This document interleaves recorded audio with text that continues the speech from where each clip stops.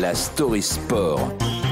Bonjour Licia Foudala. Bonjour tout le monde. Au lendemain des incidents du Stade de France en marge de la finale de la Ligue des Champions, eh bien la France a connu de nouveaux débordements. C'était hier soir à Geoffroy-Guichard.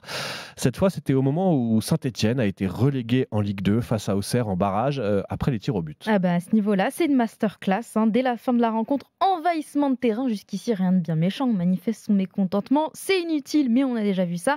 Et là, cerise sur le gâteau. Un certain nombre de supporters, si je peux appeler ça des supporters, qui sont avec des cagoules noires et qui essayent de passer inaperçus, mais ils ne passent pas inaperçus avec tous ces fumigènes qui sont craqués, qui sont envoyés sur le personnel, notamment sur tous les caméramans qui sont juste en dessous. Vous entendez, ça craque derrière nous avec un feu d'artifice malheureusement. Ouais, ça éclate bien et en direction du tunnel des joueurs, KO à Geoffroy-Guichard, en dehors de l'enceinte aussi avec des échauffourées.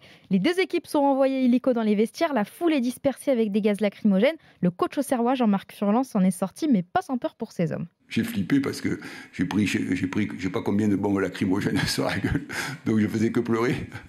Donc c'était compliqué parce que les joueurs ont aussi pris des bombes lacrymogènes. La fin du match, on est tous rentrés rapidement et on avait peur qu'il en manque un ou deux dans le vestiaire, donc on a compté tout le monde.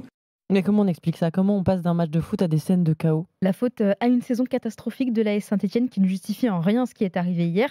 Une saison au terme de laquelle il termine barragiste, qui relevait du miracle encore en janvier, rappelons-le.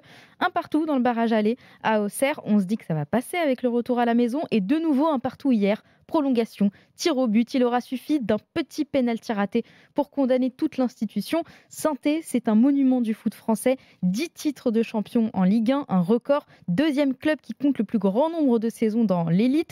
Leur passage en division inférieure date de 2001. Forcément, chez les fans des Verts, on a le cœur en miettes. Et des mots forts pour qualifier la soirée. Simplement le dégoût. Aujourd'hui, des enfants qui ont été gazés, c'est insupportable. C'est plus du sport.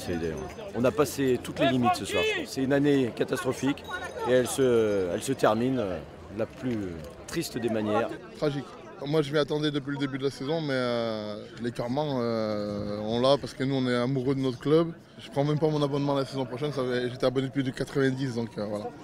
Voilà, certains refusent de reprendre un abonnement, d'autres utilisent la violence. Face à cela, silence radio des joueurs et du staff qui n'ont pu quitter les lieux qu'après minuit pour leur sécurité. Seul un communiqué de la direction répond à la descente. Les deux présidents Cayazo et Romeillet promettent une annonce dans les prochains jours concernant l'avenir du club et le leur. Sûrement un nouvel actionnaire, sûrement une bouffée d'air, sûrement une nouvelle ère dans laquelle les plus forts, évidemment, c'est les Verts.